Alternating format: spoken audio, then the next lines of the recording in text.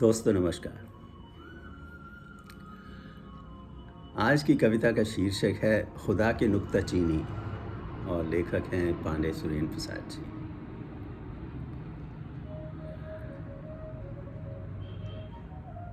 जीवन के उभरते हुए वर्षों में जिसे हम फॉर्मेटिव ईयर्स ऑफ लाइफ भी कह सकते हैं, या फिर अर्ली एडल्टहुड में जब हम शिक्षा को समाप्त करके अपने कामकाज में लग जाते हैं और सफलता के बादलों पर उड़ान करते हैं, वहाँ पर परवाज़ करते हैं, हमारे पाँव ज़मीन पर नहीं टिकते और हम समझते हैं कि बस जो हम करते हैं वही ठीक है, वही सच है।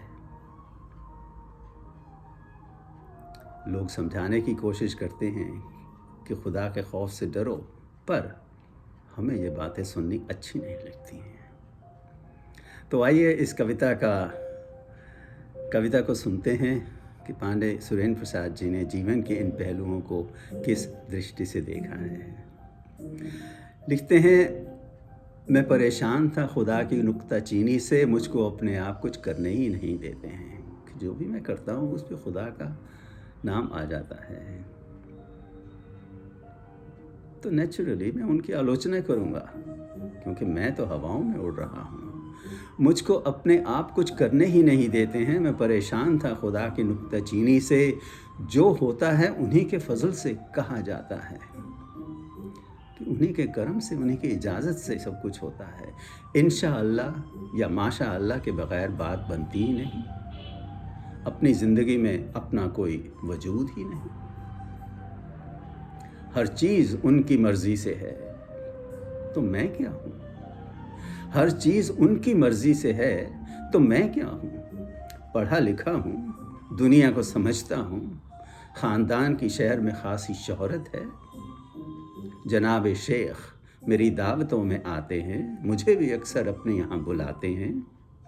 जो भी मिलता है इज़्ज़त से पेश आता है, मगर हर चेहरे पे खुदा का ही नाम दिखता है, मगर हर चेहरे पे खुदा का ही नाम दिखता है। बड़ी उलझन के बीच रहता था, बड़ी उलझन के बीच रहता था, बात कुछ भी समझ न आती थी। तो ये है जीवन का पहला पहलू, formative years of life and early adulthood, जब मैं सफलता के शिखर पर उड़ा करता था। फिर बड़ी मुद्दत के बाद एक रोशनी दिखी। ध्यान दीजिए, बड़ी मुद्दत के बाद एक रोशनी दिखी। जहन में बात बड़ी मुश्किलों से ये आई कि मैं तो फ़कत दुनिया में मेहमान ही हूँ। मेरी दुनिया में रहाइश की एक सरहद है, सीमा है, बाउंड्री है, लिमिट है। खुदा यहाँ का मुस्तकिल बाशिंदा है। The permanent denizen of this world is खुदा, भगवान। निज़ाम उसका ही दुनिया में सदा दौड़ेगा। अब समझ में आने लगी हैं बातें। खुदा यहाँ का मुस्तकिल बाशिंदा है, निज़ाम उसका ही दुनिया में सदा दौड़ेगा। उसका हर हक यहाँ मुनासिब है, हुक्म उसका ही मानना होगा। ये हम बुजुर्गी में प्रवेश कर रहे हैं, तो ऐसी बातें फिर समझ में आने लगती हैं। हमारी ज़िंदगी तो मौत के करम पर है। सोचिए, हमारी ज़िंदगी तो मौत के करम पर है और यमराज पर खुदा का हुक्म चलता है। देखिए, खुदा की मर्ज़ी के बिना कुछ भी नहीं हो सकता। यमराज भी कुछ नहीं कर सकते, मौत भी नहीं आ सकती। और आगे कहते हैं, वो जब चाहें हमारी रोशनी को गुल कर दे।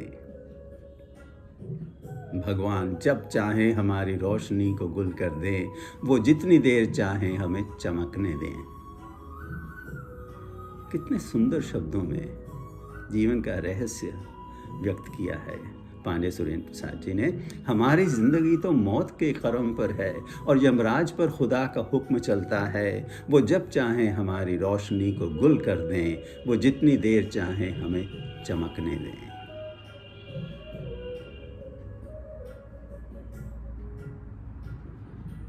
ये जो एथीस्ट्स और ईगोइस्ट्स हैं, उनको बड़े ध्यान से सोचना चाहिए, ध्यान से ये बात सुननी चाहिए। और अंत में लिखते हैं, ज़िंदगी आराम से जीने के लिए, ज़िंदगी आराम से जीने के लिए उनकी ताकत को मानना होगा।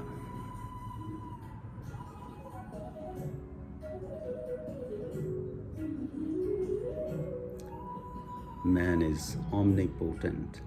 God is omnipotent, not man. God is omnipotent and omniscient. जिंदगी आराम से जीने के लिए उसकी ताकत को मानना होगा।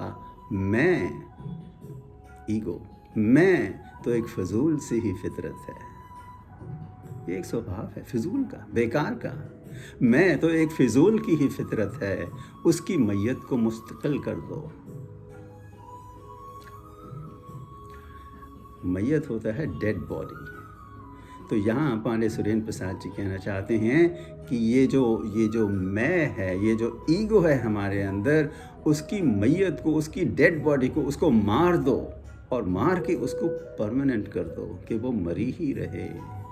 हमारे अंदर से ये जो ईगो है ना, जो हम समझते हैं कि हम हैं और कोई नहीं है, इस मैं को